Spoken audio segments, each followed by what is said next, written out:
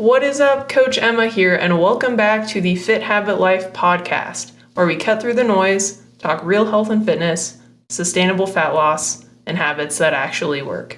And today I have a super special guest, Nathan Brennan, owner of Brennan Fitness Academy, and he's a neighbor of mine. We're local in Utah, and I met him through a friend. He's an awesome coach, and I'm excited to have him on today to chat. So go ahead and introduce yourself, and we'll go from there. Yeah, so my name is Nathan Brennan. I'm owner of Brennan Fitness Academy. I've been a certified personal trainer since 2012 and worked in different settings as a trainer, coach, and I do fitness coaching and nutrition coaching, both online and in person.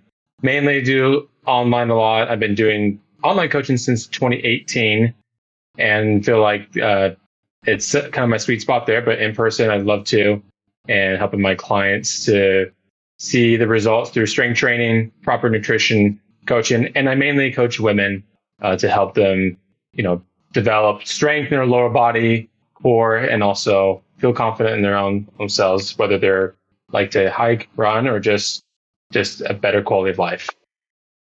That's awesome. Yeah. How did you get into women, coaching women specifically?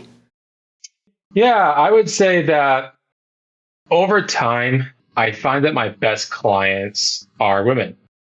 And again, back in 2012, when I first started, I worked in different settings and then I kind of transitioned to online training. I found that my clients that were best open to the way I coach was women mainly. And so there's a stat out there that in the fitness industry, 75% of who hires a coach or trainer are women, which that's a big number to consider in the industry and with a lot of needs that women are looking for, whether it be for health, confidence, and just an overall quality of life. And I just find they've been the best and who I serve. Awesome. Yeah. And so what got you into training in 2012? Yeah, so I had my own journey to fitness and health. So back up a little bit, I played high school football. I was an undersized defensive lineman.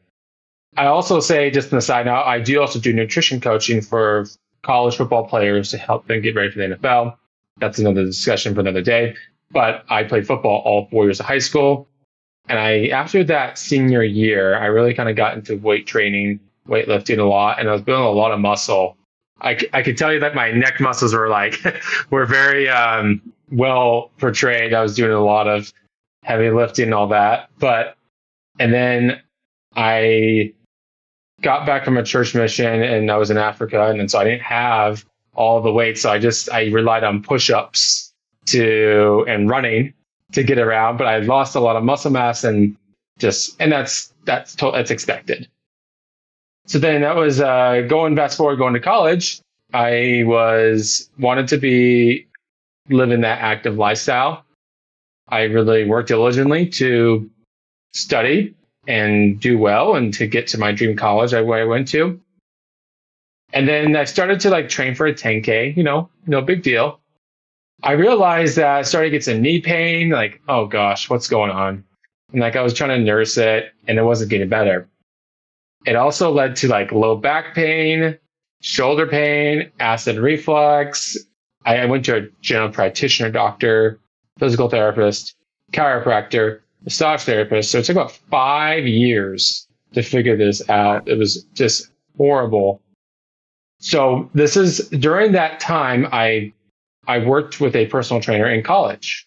And it was an investment that I did for a college student to work with a trainer. And so I did it to help me. And, I got some really good tips and things that helped me. But then I realized, okay, I want to be doing this. I'd love to coach my client. So I did. And I got certified as a personal trainer through the National Academy of Sports Medicine, also known as NASM. I realized that, there was just a couple things that were just nutritionally that were just not working with me in my system, and developed some food sensitivities.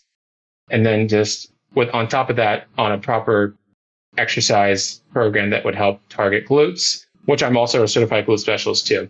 So I really kind of focused on that area to help, because I love running. And I got back into it after 5 years to know I had to take out some, not take out, but change how the way I eat and even train. What specifically did you notice that caused a lot of that inflammation in your knees? Yeah. So like what I realized is it came to an acupuncturist to kind of plant the seed telling me this. You need to have gluten and most dairy products. It did pretty good, but she said like one or two things I could have for dairy, but I realized I had to get off dairy completely, and that made a difference. Like I noticed how I felt. I also noticed I was low on vitamin D.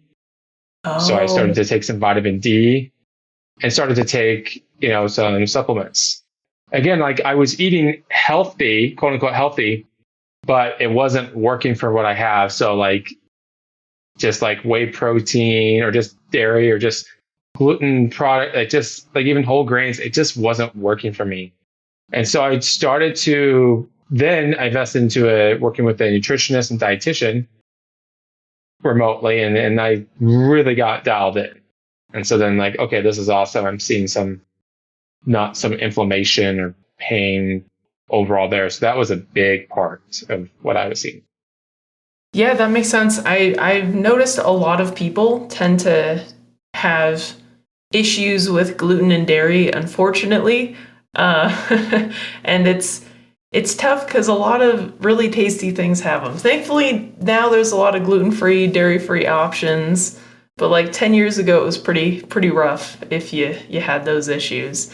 So I'm glad you're able to get those resolved, because I know personally when I'm inflamed and stuff, it's just not enjoyable.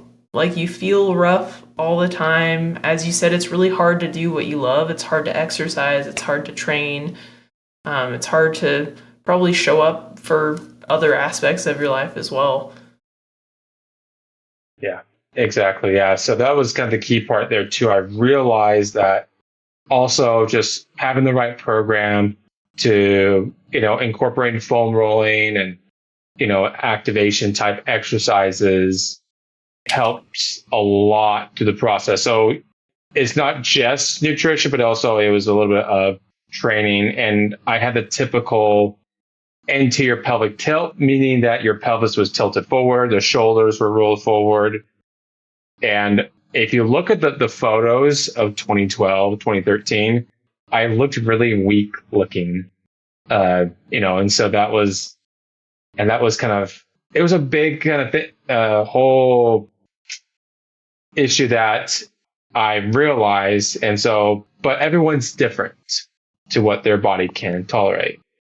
Yes, yeah, definitely. I definitely preach that as well. There's a lot of demonization of certain food groups and stuff online, but really every body is different. And so every single person has, foods that react well to them that might not react well for you, and vice versa.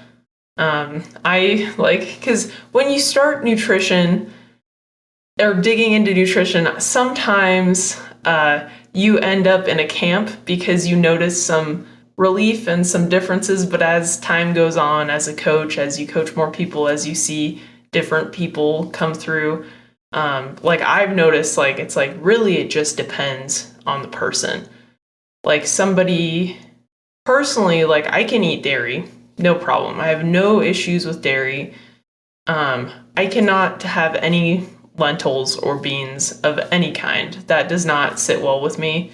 My husband can eat a whole can of beans and he's fine. So it's like everybody's kind of different. And so that's cool that I'm glad that you promote that too, because there's too many quote unquote coaches in the space that are extreme. For sure. Yeah. So what to kind of like ended up, what did you end up getting? Like I ended up having leaky gut. And when I was in Africa or Zambia, that's how I was for 2 years on a church mission. I started to take, doxycycline, which was to kill the bad bacteria and good bacteria because there was malaria and you had to take that every day so you won't get malaria. And then, and that was vital to take it because just with the environment and their also, while I was out there, I was in a very impoverished area and I started to get sick and sanitation was a thing.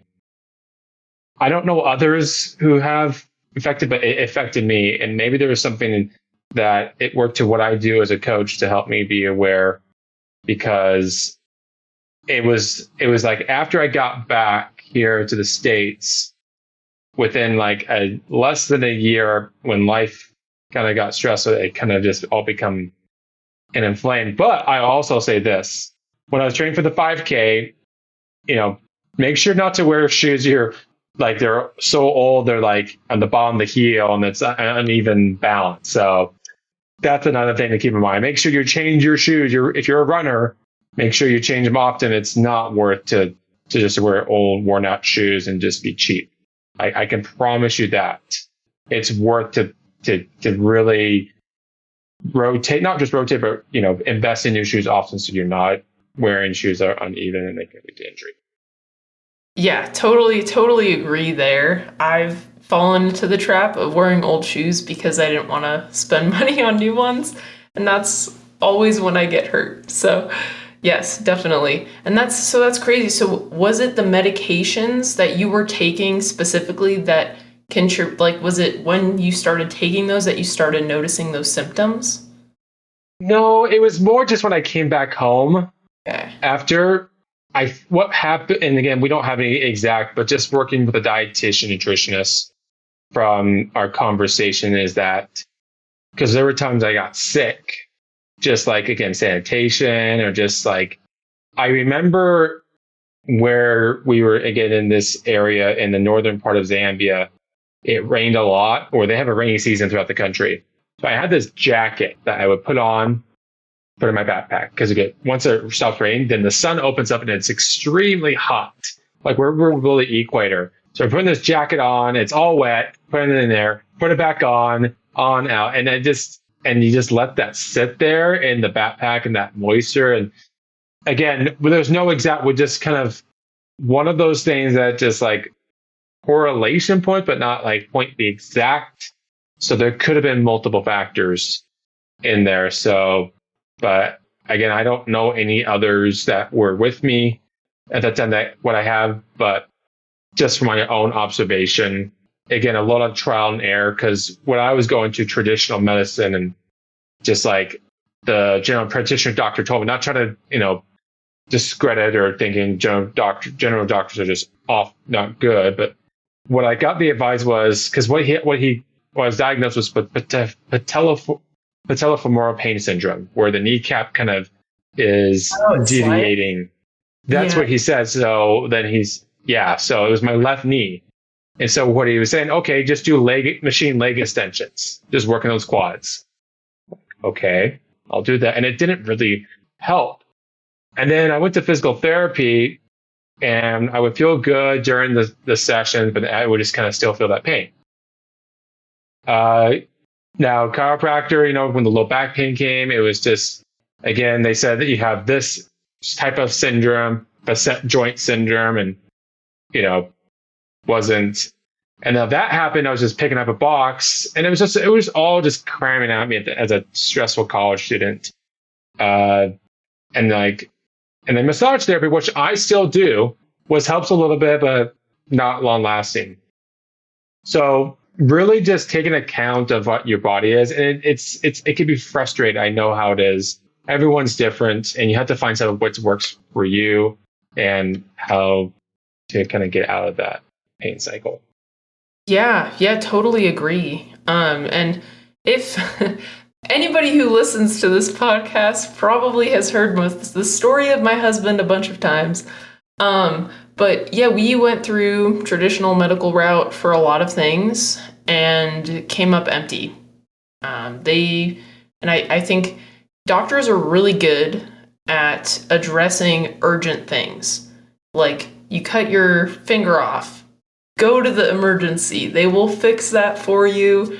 You have a crazy infection, go to emergency, like those sort of things. But like chronic pain, weird symptoms, lingering symptoms, and other things, maybe autoimmune conditions, other stuff like that, the traditional medical system, they kind of stay in their silos, so they don't look at the big picture. So, like, your doctors probably never even asked you questions about your diet, right? No, at that time, no, or they went into it and just kind of like, hey, just do these leg extensions and work the quads. Yeah. But And so that's tends to be the issue with the traditional medical system, is like they don't look at the big picture. And so that's why, like, I'm so glad that you found a nutritionist that could help you with that, because otherwise you might still have leaky gut, unfortunately. So I'm glad that you were able to look elsewhere and find other solutions and take a very holistic approach to it. That's awesome. Cool. Well, that's crazy. So what after you healed your gut and you started to notice improvements, how did you change your training and just goals? Like, did you continue to run, or like what were you focusing on after that? yeah, so this is about 10 years ago when I was starting to see some improvements. So I started to kind of do a little bit of yoga. And this is back home in California, Orange County, where I originally grew up. I started doing that. I worked at a physical therapy clinic at the time, but I invested into this, nutritionist, dietitian to help. And then they gave me some supplements to help. So one of the things they talk about, like probiotics, like to help the good bacteria to build that up as well. And then I started to take like L-glutamine and then, fish oil. And I was pretty, focused taking those. And then I was starting to kind of like, man, I can start running again and a little bit. And then I was on the exercise part, I do these clamshells with a mini band. And that really helped to help the glutes kind of work. I would always foam roll and then do the clamshells.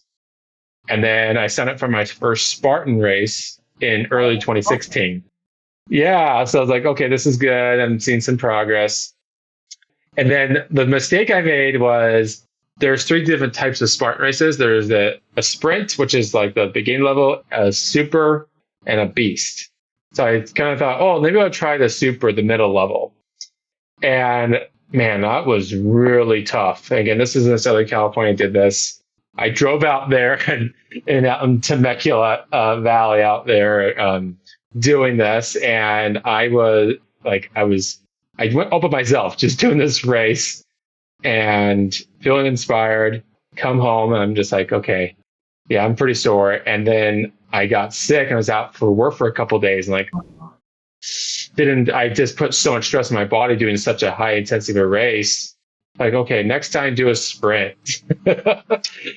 So this was early 2016, and then I did the sprint, and then later on, I did actually the sprint race at the I think it's called Oracle Park, where the San Francisco Giants play. And I've done that one actually. That was a fun yes, one. Yeah, the stairs are brutal. Like yeah, up and oh, that's awesome. Cool. yeah. And do you still do Spartan races? I haven't done them since 2019. I like to kind of get into them, so I've been just focusing on just the running part of it, just running and hiking more. So I like to get into them, but I've done multiple types of trifectas for Spartan races, like in 2016, 2017, 2018, 2019. So I'd like to get back in doing those. We'll wait and see, but I've done them in different states, which that's kind of, you could go to different, sites and all that, their destinations. So it's fun. That's awesome. Yeah, they're really fun.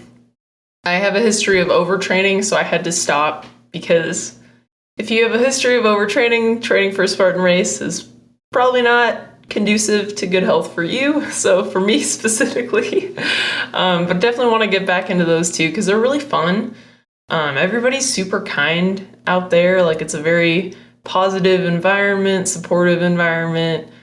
And like you said, it's kind of fun to go to different places to try them. So what was your favorite place to go to?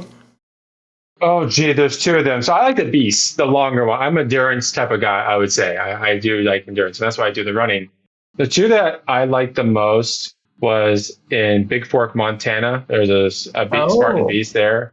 I did that in 2019. It was in May, so it was still pretty cold a little bit. yeah. So that was awesome. Uh, and then another one I liked was this is kind of a memory comes. My wife did one with me in 2019. We did like a sprint Mm. out in is like it's technically in Arizona, Little Hill, Arizona, but it's like right outside Mesquite, Nevada. So I just like that one because me and my wife did it together. So yeah. That's So awesome. mhm. Well, I think I've only done two, maybe three, but two were the same. Yeah, I've done three. So I did the San Francisco Oracle one, the stairs. That was my first one. The stairs are brutal. You have to like run multiple flights of stairs in the stadium. And then I did the Monterey one twice, like the super, like the 6K. That one I had to eat. I was so hungry I ate like two burritos after that one. Um, and it was hot. There was not a lot of shade. It was like California drought time. So it was pretty brutal. But fun. Yeah. Have you ever done a Utah one? I have. I done. There's two of them that one. The first ones I did it was up in Nordic Valley Ski Resort. The other one was at Snow Basin. Cool. I've heard those ones are kind of brutal because it's a ski resort. You're like climbing up the hill. That's fun. Yeah, yeah, for sure. Awesome. Okay, cool. So what are you focusing on now? Like with your fitness, how has your journey kind of transformed in the past decade or so? Yeah, so I kind of been focusing more on a lot of strength training. I use TRX a lot, which I actually got certified back in 2014. I use it with my clients too. So like TRX is just like the vital component or a component, but I gotta use like resistance training. I do glute training too as well. I've been focusing a lot of core as well, just to help develop a strong core. Because if you think about online coaches and trainers, we sit a lot making content or just on calls than you Yeah. think a traditional personal trainer, which I do both. So I have to make sure my hips are mobile. I'm making sure that I do a lot of, foam rolling or there's any tight muscle knots that might be into place. So we think as coaches and trainers are super active, but if you're like an online, you just sit a little bit. Fortunately, I do have a standing desk. I have that and I have a standing pad. I can do it when I need to, but it's like so important to, I think like with online coaching, it's for me, just making sure you stay in shape and you're looking the part as a coach to help, promote that way of life to your clients to help show credible you are. And like I mentioned, I'm training for a half marathon, so I do some runs. I'll put a little insight. So I use CWX compression tights for when I train. So I have affiliate code. If your listeners want, I'm happy to put it in the show notes, and basically I've been using them since 2016 when I was started doing Spartan races. So I have a picture when I did the Spartan race at Oracle Park in San Francisco. I was wearing my long form compression tights and felt great. And I wear them when I go to the gym. I wear them when I go run, and they could also be used as a recovery type of way after training. So CWX, they're originally from Japan, but it's basically what's unique about them is they mock kind of, or they mock kind of, or not mock, but mask how kinesio tape you put around your knees. It has that Oh, design, that webbing in the tights to help stabilize your knees, your low back, pelvis. So I've been using it since 2016. And so now I'm just more religious using it just to help create or increase your circulation as well. So I'm a huge proponent. I give the affiliate code to my clients too. And it's again, it's a tight type of compression, but it feels comfortable. For me, it fits like a glove. And so it just like when I put them on, it's incredible. So makes a big difference. They do have like a lower type of compression, to help with if you're just getting new to it. And if you're like doing more endurance type training, they have a more type of tight that's more tight fitting, but it helps you, keeps your joints and Cool. circulation going. What have you noticed, like the benefits of utilizing that versus just like wearing normal stuff? Because I've never used any compression anything.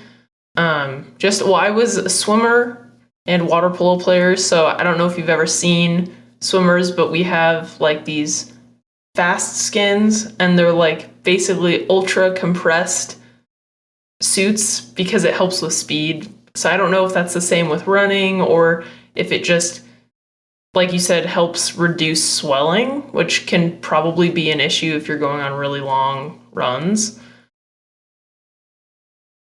Yeah. So it really helps with in the case of my knees, I would wear them for runs to help me to help stabilize the joint and just keep it from just like getting injured, and it's for recovery too.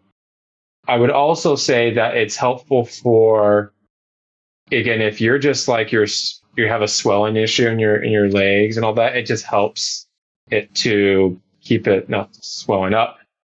I would also say that it's just super comfortable. Like I can wear it like every part of the day, and I'm not kidding. I have like probably about 10 of them. I think it's tights because I just live off, when I'm training and so forth. So if you ever watch my content on social media, you'll see them and when I wear them. So, and you can wear them on your shorts if you're a guy and all that, but they do make it for men and women. They are just, again, like I've been using this since 2016, and then I started to kind of really put an emphasis now just because of the type of training I do. And I do hiking too. And there's other brands I might use, but CWX is the best, I think. Cool. Good to know. So what half marathon are you training for? Yeah, so I'm training for the Parowan City Half Marathon. So if you don't know where Parowan, Utah, where it's at, it's just That's near north Bryce. of. It Right? is. Okay. It's near, but it's if you're on I-15 and you're down in southern Utah, there's a city called Cedar City.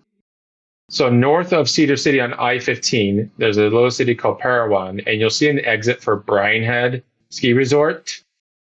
Instead of going to that, there's another, you go up the mountains, you're up in a reservoir, and you run down 2,300 feet down, decline down into the city.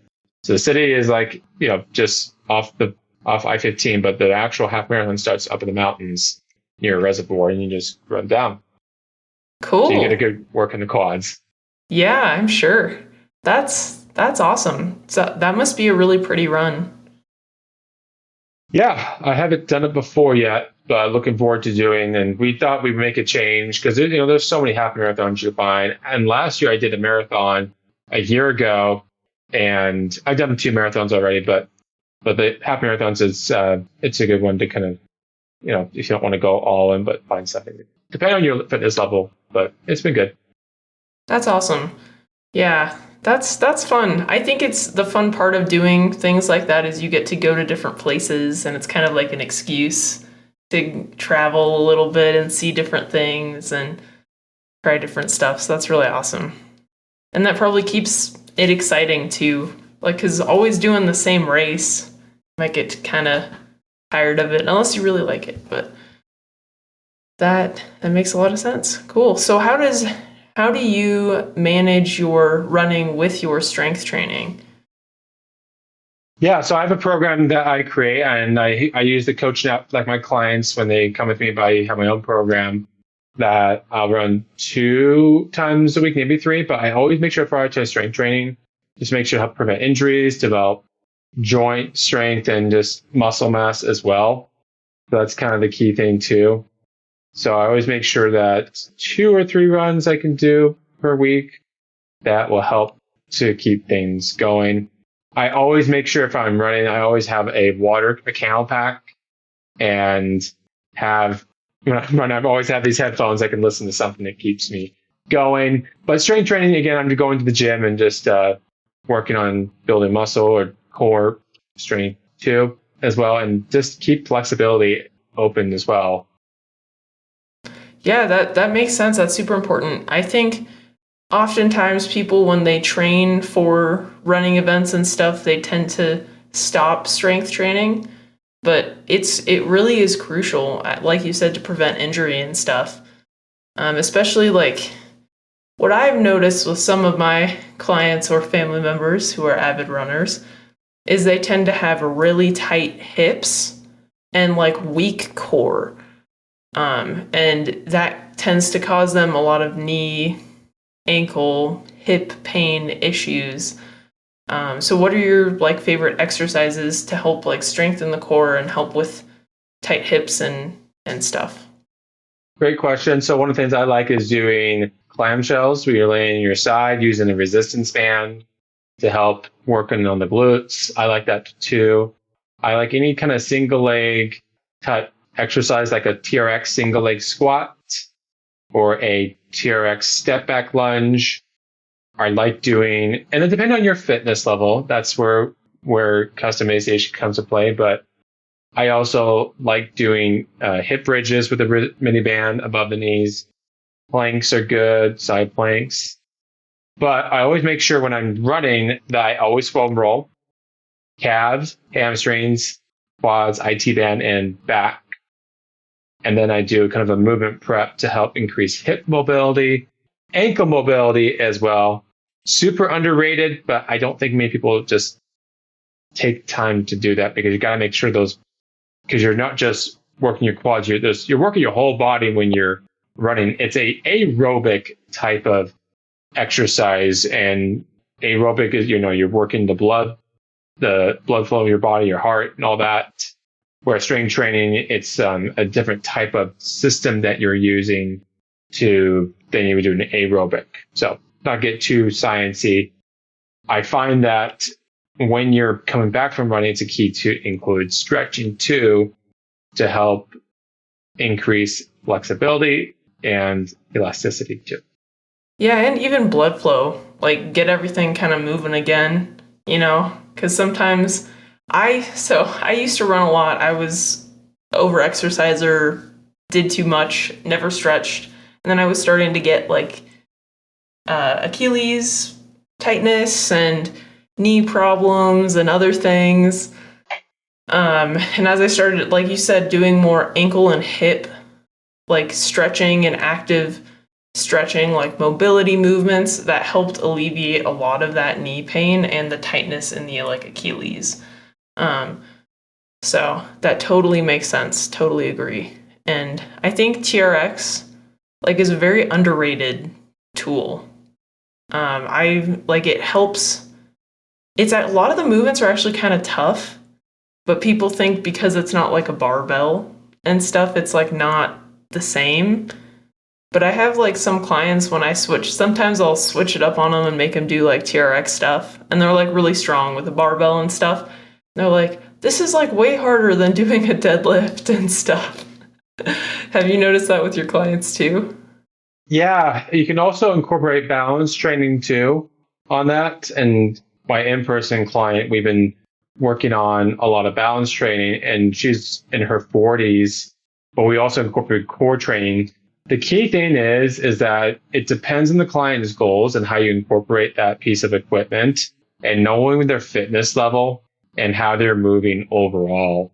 Because you can put the coolest exercises you see on the internet, but is that appropriate for the client? Is that their goal? And what's the end result that we're getting with it? So I always take into account of customization. And I actually done online training through, I had an online client had TRX there at her home. And so that was kind of cool to help do that for them. So that's where a coach comes into this. And you probably think, well, do I coach, like, what is, like, I understand there's an investment, but knowing that it's going to help you take out the guessing work and being able to find what you really need and we want to make sure that you see success and see results at the end of the day.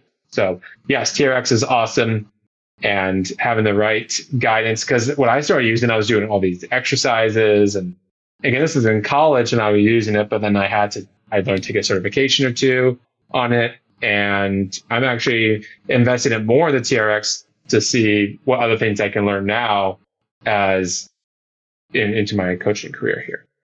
Cool. Yeah, I think like back on the coach thing, I think people don't understand the value and how much time and money you actually save when you invest in somebody who already knows all the things and who can help guide you and personalize your stuff, and like a third party perspective, like somebody who's not you, who's making decisions for you and has your best interest. Because like we're all biased. Like I was eating too much protein. I like protein, so it is a challenge. But my coach is like, dude, you're eating too much protein. And he made me reduce my protein intake, and my digestion was better. What a shocker. So I second that. Like getting a coach who knows what they're doing, who takes you into account in your goals and personalizes your strength training, your exercise routine, your nutrition, so that it fits your lifestyle and is sustainable is the fast track to whatever result that you want.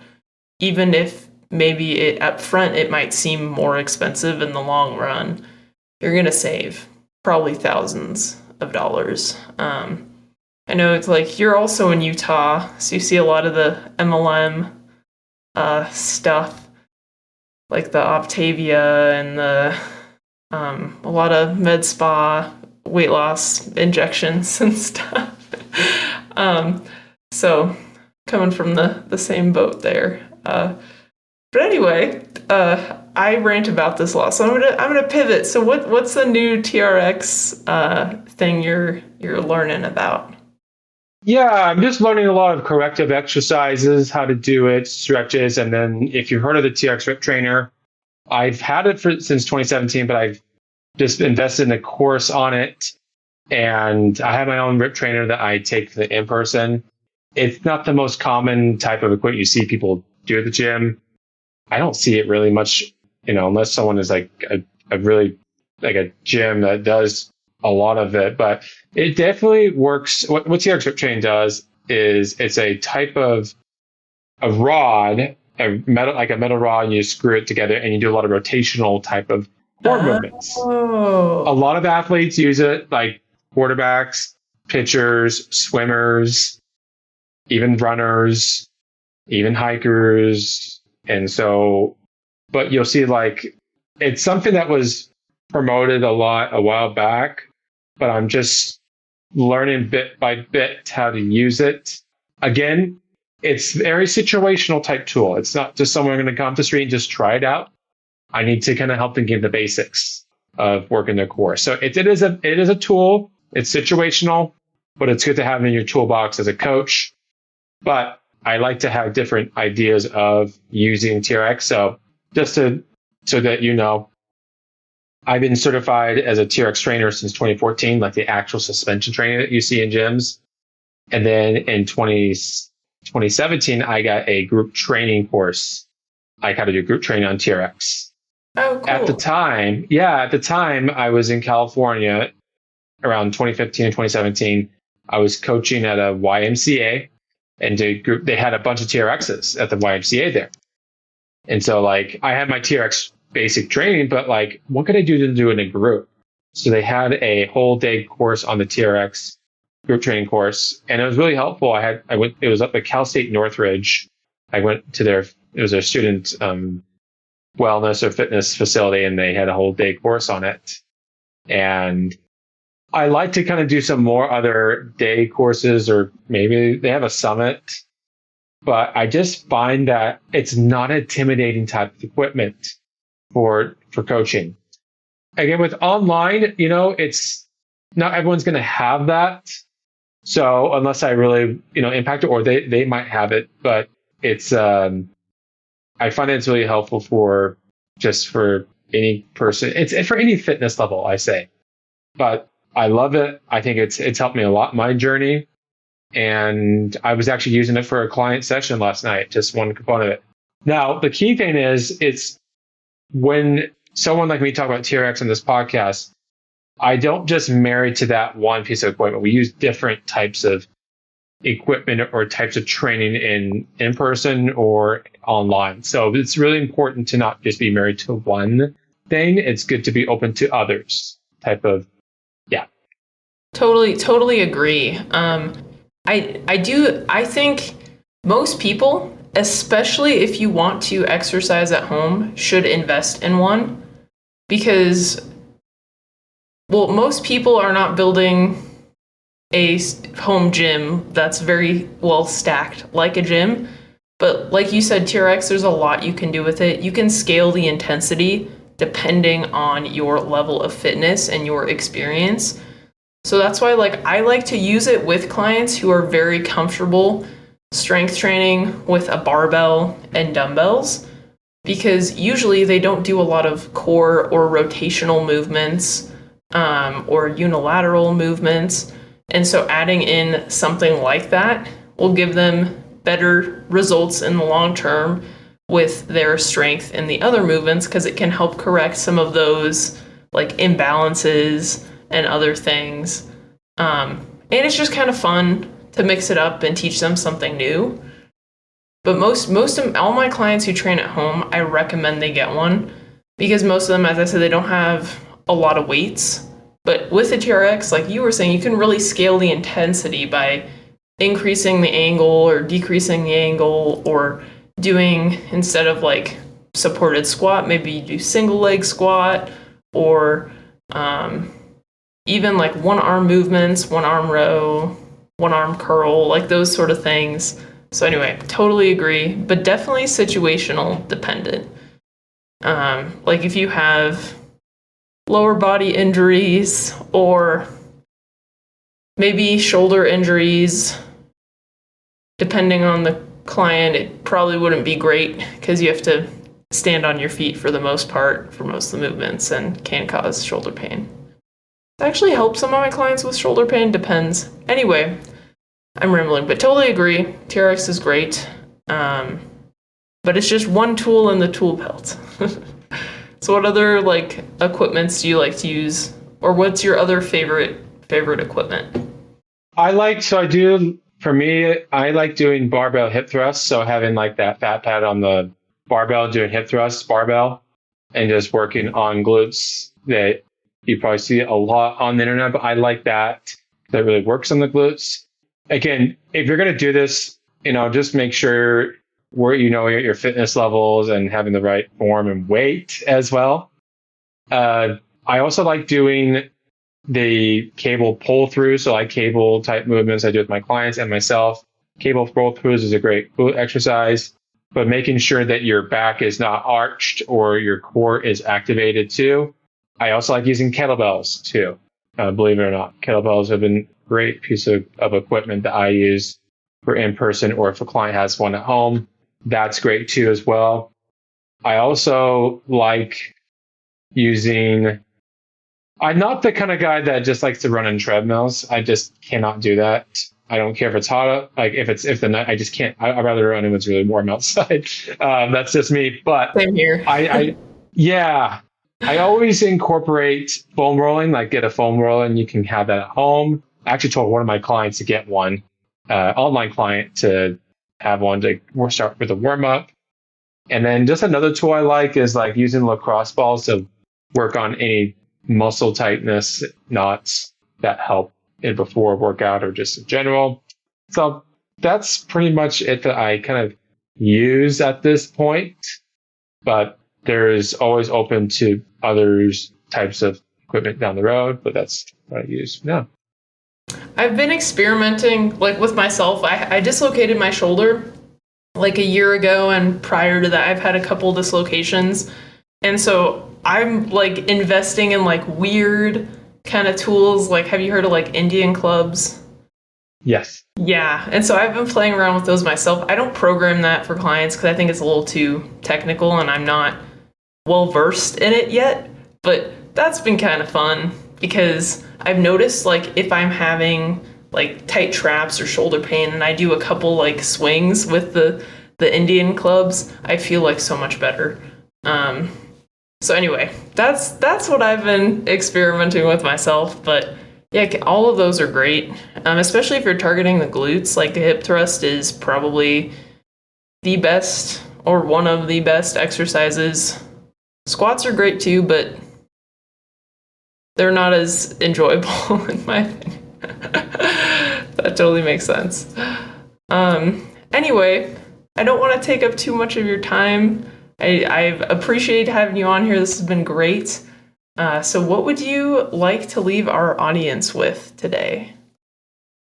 For sure. So never be scared to reach out or to invest in a coach. It might be easier said than done, but find someone that fits to what they're looking for, or and just like be able to, doing this on your own, it's going to be so much more like just frustrating. And like just like how I started to become a trainer, I invested in a trainer, and it probably doesn't, for me, just would be good to invest in another coach down the road, just because that was a long while back. Yes, I've done certifications, but us as coaches, depending who you talk to, I go to a lot of conferences and continuing education. I probably do way too many continuing education events.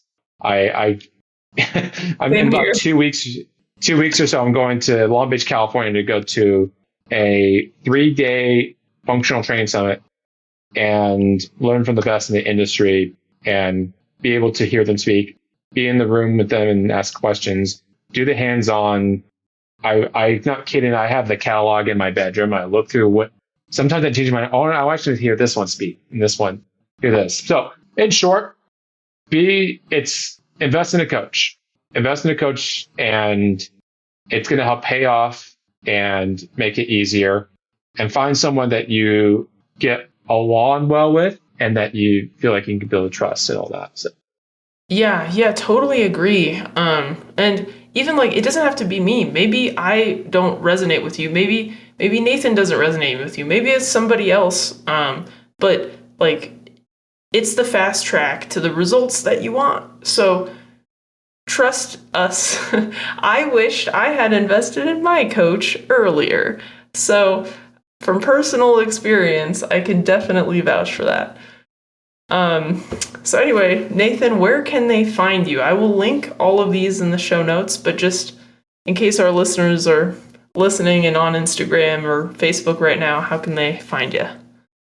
Yeah, so you can find me on Instagram at Dr. Glutes1, which is spelled DoctorGlutsGlutes with the number 1. So Dr. Glutes1 on Instagram.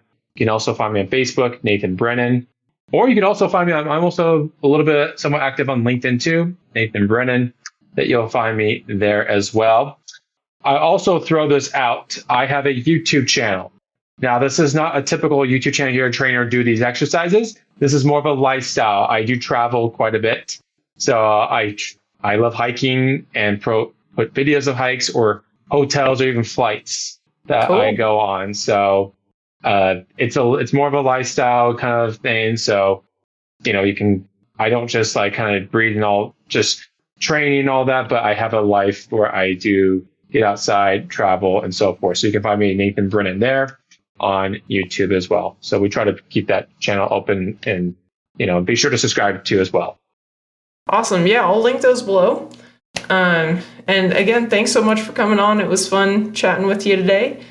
And everybody who listened to the end, if this resonated with you, and you think someone else could benefit from the stuff we talked about today, please share the episode, like it, rate it, and tag us if you want to share it on social media. And thanks for listening, and we'll catch you on the next one.